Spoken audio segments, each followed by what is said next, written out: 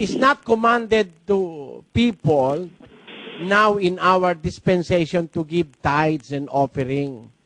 No. The commandment regarding giving of 10% or tithe is commanded by God to the Israelites. It is not meant for Christian.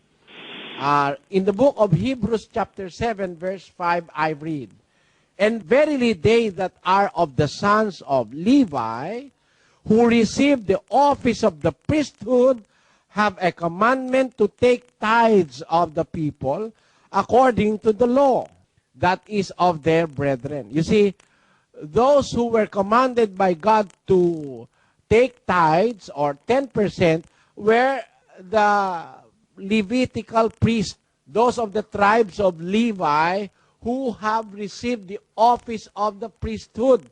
They were commanded to take tithes from the people. It is not in our dispensation, because that is 7:5. In 7:12 of the book of Hebrews, it says, "The priesthood being changed, there is made of necessity a change also of the law." So there must be a change of the law. The law on tithing was changed.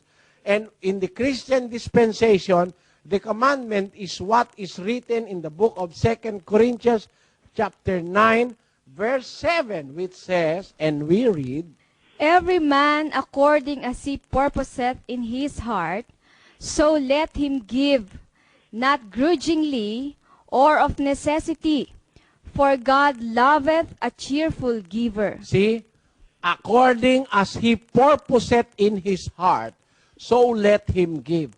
So Christians give according to the purpose that is in their heart. So it is not tithing that we observe as Christians. It is up for the giver to decide according to what is purposed in his heart to give according to his heart. It is not according to the dictates of the pastor, but it is according to the dictates of his heart. As a Christian, God trusts the heart of a Christian giver. God knows that a Christian is a liberal giver for the sake of God's word. But may I reiterate this, brother, to you. We do not accept monetary contributions from non-members of the church, as like other so-called Christian denominations do. When you go to their place of worship, you will be given an envelope wherein you can place your tithes or offering or whatever. But it is not practiced in the church of God because it is against and it is contrary to the law of God in the Bible for the Christian ministry. You see what kind of a ministry is this? This is in accordance with God's will in the scriptures. May I read the book of 3 John, and that is verse 7. Let us read that verse. "Because that for his name's sake they went forth, taking nothing of the Gentiles." We take nothing from Gentiles, from non-believers, from people of other faith. We take nothing from them. According to the Bible, the first century Christians, they went forth preaching for the name of the Lord, but they did not take anything from the Gentiles. They took nothing from the Gentiles.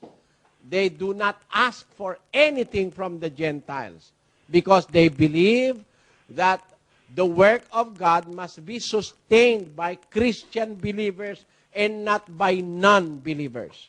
So that is our basis in refraining from taking any contributions from non-members of the church.